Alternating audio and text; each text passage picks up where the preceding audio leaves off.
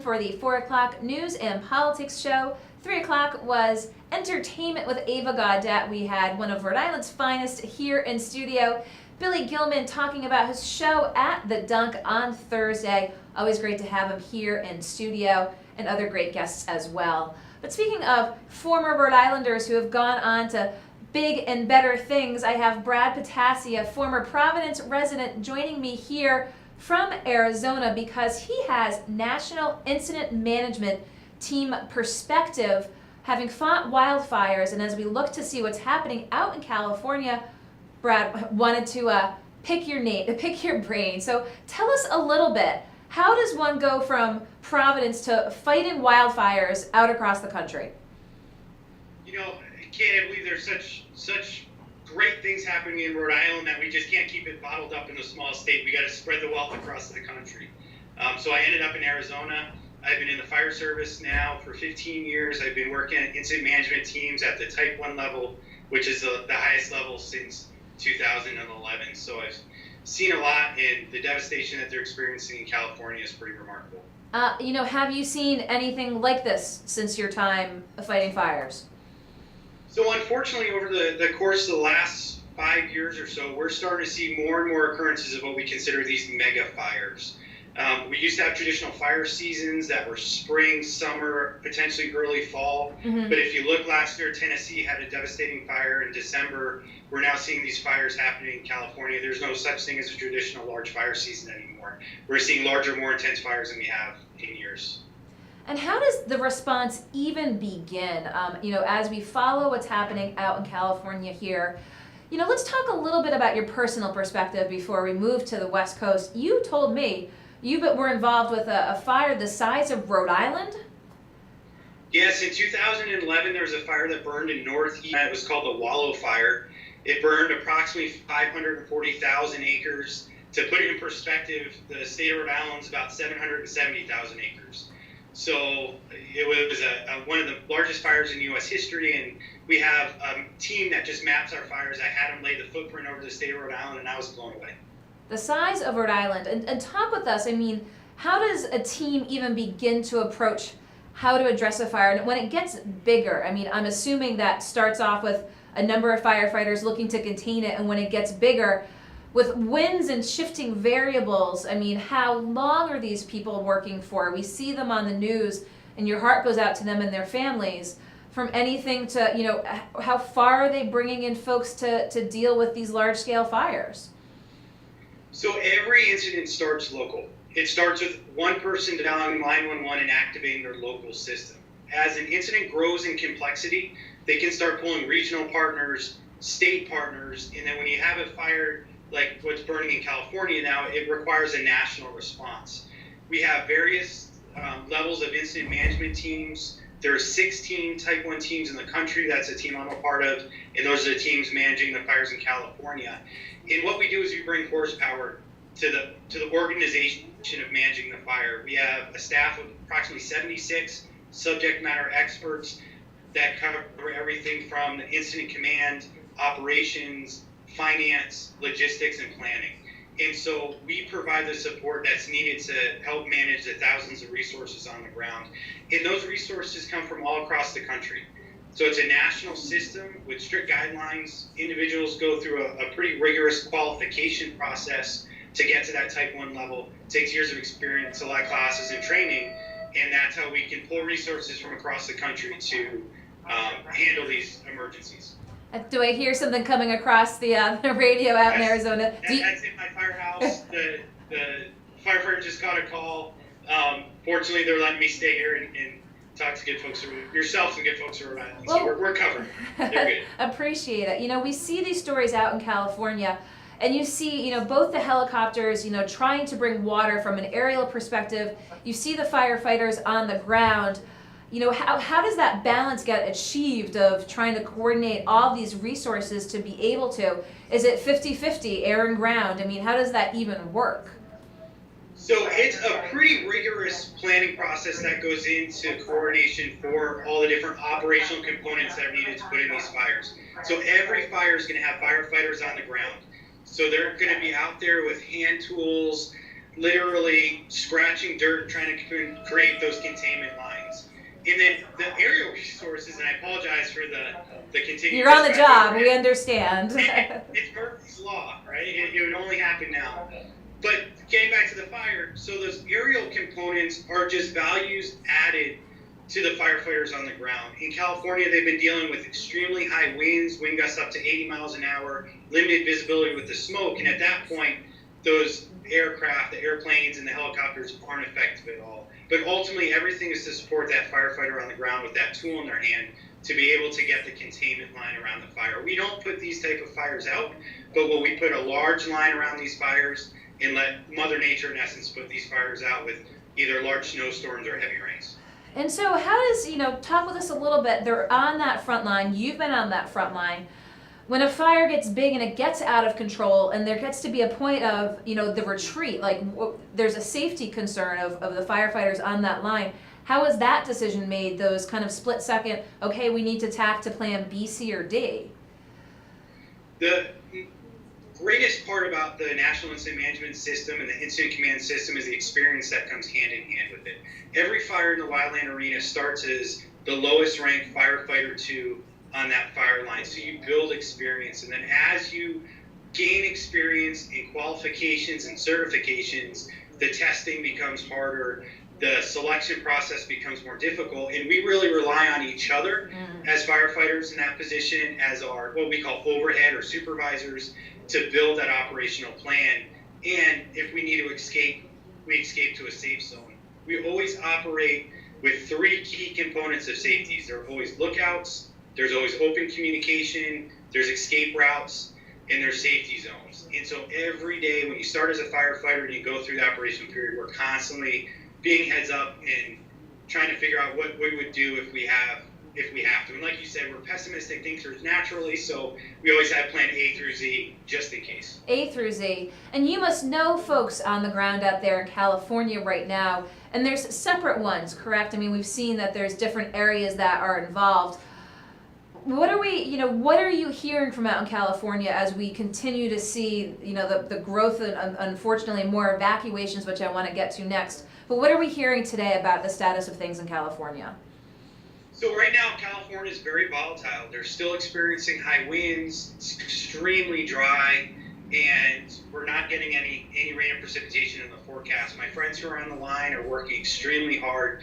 Of all the fires, the Thompson fire is the largest. It's approximately 235,000 acres.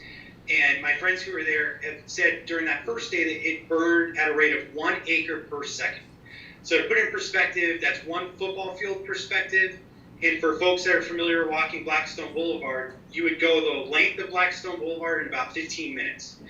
And so when you're dealing with fire that's that volatile, there's homes and structures in the way, the evacuations, if you have a few minutes notice, then you're ahead of the curve. It's just very volatile conditions. They have winds that come from the ocean up the canyons during the day and will turn around at night and blow out the canyons to the ocean. So it's very volatile situation, and the firefighters are working hard to get containment. They are showing 20% contained on that Thompson fire this morning, and containment numbers are reaching higher numbers on the other fires. And so it's positive. Like, there's a lot of work to do. A lot of work out in California. And how do the firefighters work with alerting authorities regarding evacuation measures? So for the average layperson who might not know a firefighter involved with the fires, but maybe knows people out in California, how does that work? How do firefighters and incident response teams work with local authorities to say if and when to tell people to evacuate? That's a great question. And part of the incident command system, the National Incident Management System, is that we form with the incident management team what we call a unified command. So in California, just like anywhere in the country, the jurisdiction to evacuate, the authority to evacuate, is in law enforcement. Okay. So as firefighters, we bring law enforcement into the command team, and we make these tactical decisions, these operational decisions on here's where we need to evacuate and why, and then it's law enforcement and local Department of Emergency Managements that do that. Ultimately, it's like living in hurricane season on the coast of Rhode Island. If you know that they're going to be coming, you're going to get ready for them, and you're going to have your go kits. If you live in Narragansett, I had a home in Narragansett. We just knew that when Hurricane Bob was coming, it was time to go. In California, the wildfires, this is a condition that residents are unfortunately very familiar with and just live in an environment of higher risk. So we're always talking about mitigation of risk, and a lot of that is to ensure that you know how your local authorities evacuate, whether it's cell phone, door to door, through internet-based system like Nixle or reverse 911. And it's a coordinated attack, but when you have fires burning an acre per second, one Blackstone Boulevard every 15 minutes for hours on end, then time isn't one of our good friends, and we rely on getting it out as quick as possible and just really having people be prepared. So teams on the ground are giving a lot of that warning ahead of time. We're trying to get out in the communities and let them know what needs to be done. If they're 1 day away, 2 days away, sometimes it can be a matter of minutes when you have winds and fire moving that fast. So talk with us a little bit about time. I just want to talk about the firefighter perspective and the firefighter experience. These folks who are on the front lines, I mean, what are their shifts like, and how long are they de facto on the front line for? I mean, can they be there for sort of more than a week? I mean, just the physicality, the mental just difficulties of dealing with a situation like this. I mean, what's life like for a firefighter trying to fight these fires? So it's very tough, and it changes depending on where you are in the country. So all the state resources in California will be on the fire line for 24 hours on and then 24 hours off, 14 days straight with 2 days rest, and then they re-engage. Most of the rest of the states in the country, we work on a 16-hour rotation. So we start work in the morning. There's always a morning briefing where members of the incident management team address the supervisors, give them the marching plans for the day. Resources go out to the line, and they are working very arduous, hard work. You hear about the hotshot crews. You know, they can hike 10, 12 miles a day to get to where they need to start working. They'll fall asleep on the fire line. They'll wake up the next morning, and they'll pick up their work from there. Very difficult conditions, very tough. And after this has been a historic wildfire season. We started early in April. We're now bumping up into the holidays. So the firefighters working these fires have been at it for 8 months or so. There's a lot of mental fatigue. There's a lot of stress on our family members because we're gone for approximately 2 weeks to 21 days at a time. In a rare instance, we'll be gone for 30 days. And so it's very difficult. It's hard work. Not great sleeping conditions, and there are no showers. So it can be very difficult. But at the end of the day, you're talking about some of the most dedicated men and women in the country that are there doing an outstanding job in very difficult circumstances. And as a firefighter, it's extremely rewarding. It is tough being away from the family, but FaceTime has made it easier. But it's very rewarding work, and my hats are off to the men and women out on the line working today. So, you know, as I said, wanted to get a local native Rhode Islanders perspective out having fought these fires, getting a sense of what's going on in California. Who gets involved? Who's the average, and there must not be an average firefighter. I know your background, but others as well. I mean, this is a very difficult, arduous, and strenuous and stressful profession. Who heeds the call? Who do you get? It's very difficult. You know, I couldn't really pin one specific stereotype on a firefighter, especially in the wildland arena. You know, I do both. So I work for a structure department and then get called out as needed to be a part of the incident management teams. But the only thing I can say about every firefighter that I've ever worked with is passion. And a lot of that comes with passion to serve others. It's a call, a sense of purpose and service. Like I said, there's a lot of different careers that every one of us could be in, but we all choose what we love to do. And at the end of the day, sometimes that's sleeping in dirt for most of your summer in a tent, dealing with wildfires, or waking up at 3 o'clock in the morning to check on Mrs. Smith who fell in the street. You know, we all feel like we're fortunate enough to be able to do this and help communities. I spend my year, growing up in Rhode Island, I now live in Arizona, and I've been to almost every state west of the Mississippi on some sort of a disaster. And it's not necessarily the way I want to see, but I've had an opportunity to meet, thousands of different people through the course of this profession that I never would have ever had I become a banker or something else. So it's a calling. Last question for you. With Hollywood taking a shot, if you will, of covering the hot shots and the unfortunate tragedy that took place several years ago, talk with us about your reaction to see how Hollywood tried to, and did they get it right, and what did they get wrong? So I was a responder to that Granite Mountain incident. My incident management team was called in on Sunday at about noon. Fortunately, we lost that crew 4:30, 5 o'clock that evening. We were already en route. Those are my friends, very, very close friends of mine who lost their lives in that. I trained with them in the off season. Eric Marsh, the superintendent, runs the Arizona Wildland Fire and Incident Management Academy that I've taught at for years. I have not seen the movie. Okay. Very personal. I just don't think I'm ready yet.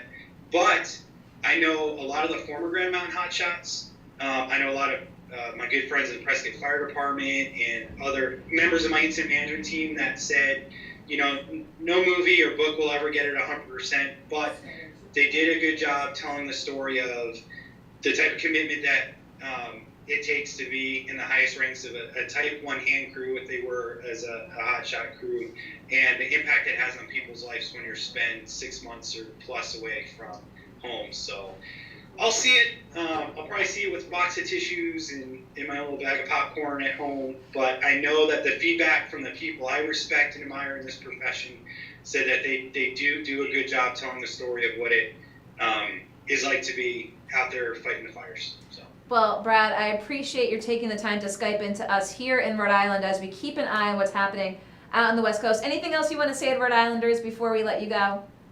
I miss ya. Ponyville wieners and chocolate milk and Newport Creamery.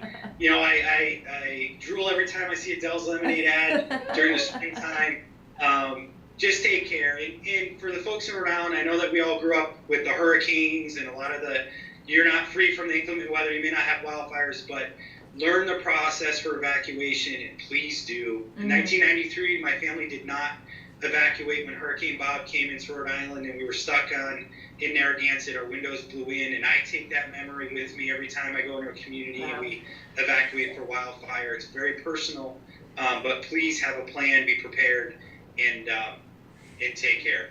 So, okay, well, Brad, I appreciate your giving folks your perspective. We'll let you go back to the task at hand. I know you got pulled away here to have some media time, so we appreciate it. Brad Pitassi, thank you for Skyping in today. Take care, Kate. Okay, thanks. Take care.